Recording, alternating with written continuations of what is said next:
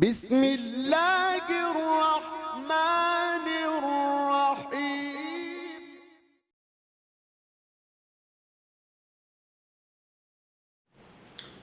لا حول ولا قوة الا باللہ العلی العظیم۔ اعوذ باللہ من الشیطان الرجیم۔ بسم اللہ الرحمن الرحیم۔ ان اللہ هو الرزاق ذو القوة المتین۔ سامعین کرام، ناظرین کرام، السلام علیکم ورحمۃ اللہ وبرکاتہ۔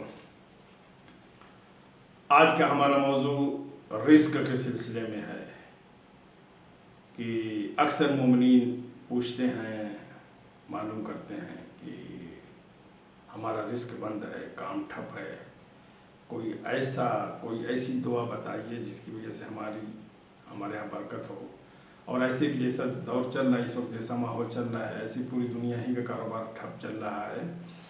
مگر رزق میں دو چیزوں کا خیال رکھنا بہت ضروری ہے، ایک جسمانی اور ایک روحانی، اور کچھ اپنی طرف سے بھی کمی ہوتی ہے انسان کی جس کی وہ رعایت نہیں کرتا، جس کی وجہ سے رزق میں کمی واقع ہوتی ہے۔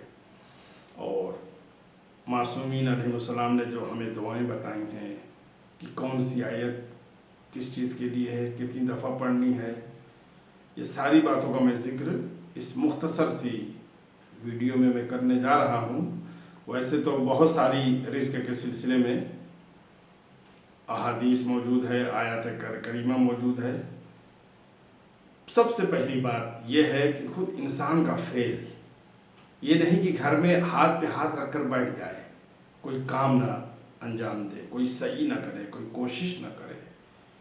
جیسے اسباب خیر و برکت میں ملتا ہے کہ انسان رات کے وقت رات میں کھڑے ہو کر پانی نہ پیے، اور کھانے سے پہلے اور کھانے کے بعد ہاتھ دھلنا بہت ضروری ہے۔ یہ نہیں ٹیشو پیپر سے صاف کر دیا ہو گیا، ہاتھ کا دھلنا بہت ضروری ہے، اس سے رزق میں برکت ہوتی ہے۔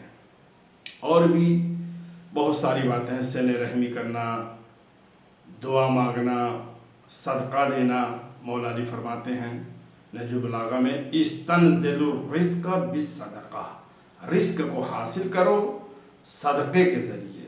انسان صدقہ دے، اپنی جان مال عزت آبرو کا صدقہ دے، انشاءاللہ رزق میں برکت ہوگی۔ اور کوشش، جو میں نے بتایا، کوشش، اس کے لیے جناب حاجرہ کا واقعہ موجود ہے۔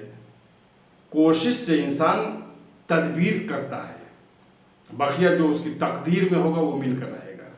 جناب حاجرہ نے ایک بار کوشش نہیں کی بلکہ 7 مرتبہ کوشش کی، 7 مرتبہ سعی کی، اور اللہ کو یہ سعی اتنی پسند آئی کہ ارکان حج میں شامل کر لیا، حج کا واجب رکن ہو گیا۔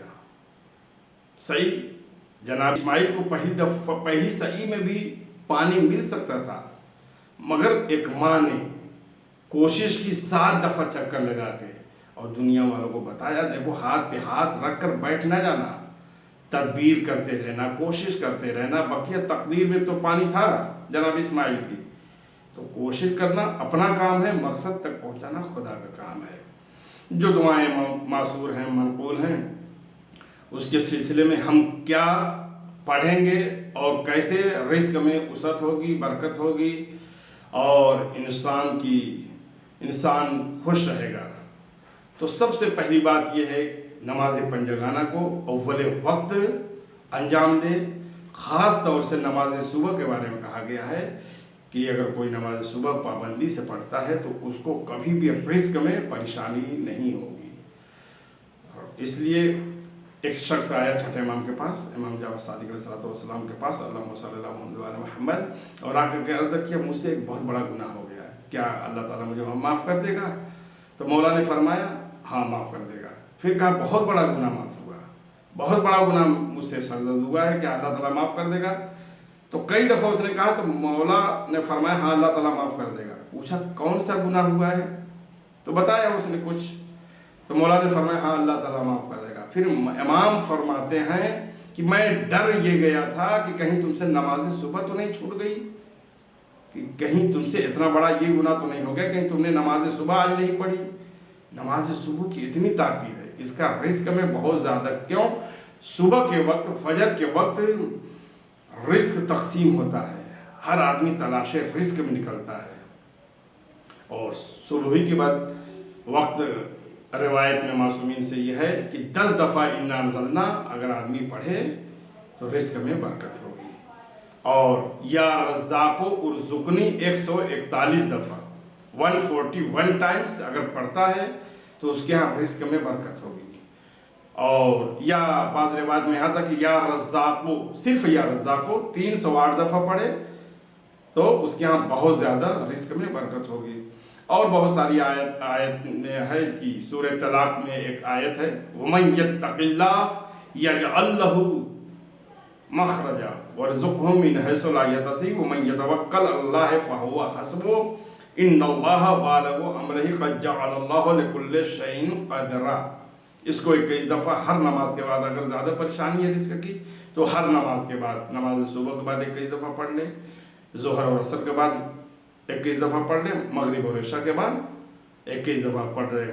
اور ایک روایت میں ہے، ایک حدیث میں ہے فرمان امام حسن مجتبی علیہ السلام، انہوں نے ایک سورہ نوح کی آیت کے بارے میں فرمایا کہ اگر کوئی 10 دفعہ نماز عشاء کے بعد پڑھتا ہے تو انشاءاللہ اس کے کبھی رزق میں کمی نہیں آئے گی. وہ آیت یہ ہے وَاسْتَغْفِرُوا رَبَّكُمْ إِنَّهُ كَانَ غَفَّارًا يُرْسِلِ السَّمَاءَ عَلَيْكُمْ مِدْرَارًا وَيُمْدِدْكُمْ بِأَمْوَالٍ. دیکھیے یہاں مال کا تذکرہ ہے. وَيُمْدِدْكُمْ بِأَمْوَالٍ وَبَنِينَ وَيَجْعَلْ لَكُمْ جَنَّاتٍ وَيَجْعَلْ لَكُمْ أَنْهَارًا. اس کو 10 دفعہ انسان پڑھے اور سونے سے پہلے سورہ واقعہ پڑھ لے. اگر نہیں روزانہ پڑھ سکتا صرف منڈے کے دن کم از کم 1 دفعہ سونے سے پہلے سورہ واقعہ کو پڑھ لے. اور بعض روایت میں یہ بھی ہے کہ ان اللہ هو الرزاق ذو القوۃ المتین. 27 ٹائمز 27 بار اس کو پڑھے روزانہ مغرب کے بعد. اور ان اللہ یرزق من یشاء بغیر حساب، اس کو بھی 27 مرتبہ پڑھ سکتا ہے. فترزق من تشاء بغیر حساب، یہ بھی ایک آیت ہے، اس کو بھی پڑھ سکتا ہے. اور 12 دفعہ اس آیت کریمہ کے بارے میں آیا ہے کہ اللہ لطیف بعبادہ یرزق من یشاء بغیر حساب.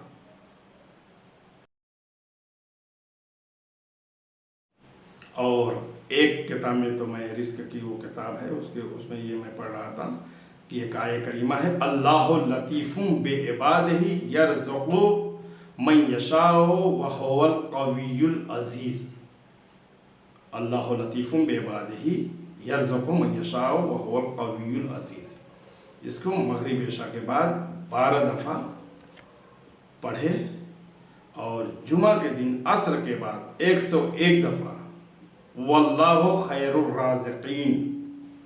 جتنی باتیں میں نے بتائی ہیں، جو آیات بتائی ہیں پڑھنے کے لیے، عمل کرنے کے لیے، اس کو باوضو کرنا ہے، خالصتاً لوجہ اللہ، قربتاً اللہ کی نیت سے کرنا ہے اور یقین اور اعتماد کے ساتھ پڑھنا ہے تاکہ اللہ تعالیٰ ہر ایک کے رزق میں رزق کی بندش ہوتی ہے. کچھ اپنے انسان کے گناہ ہوتے ہیں، کچھ اپنے افعال ہوتے ہیں، کردار ہوتے ہیں.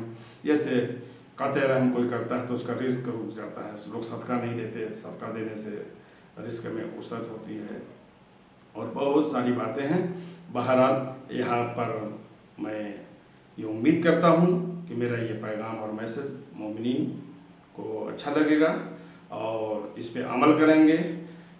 اور آخر میں ہم سب کے لیے دعا کرتے ہیں الہی بحق من ناجاک و بحق من دعاک فی البر والبحر صلی علی محمد وآل محمد وتفضل علی فقراء المؤمنین والمؤمنات بالغناء والثروة وعلى مرضى المؤمنين والمؤمنات بالشفاء والصحة وعلى أحياء المؤمنين والمؤمنات باللطف والكرامة وعلى أموات المؤمنين والمؤمنات بالمغفرة والرحمة وعلى صالمين غانمين بمحمد وآله أجمعين. والسلام عليكم ورحمة الله.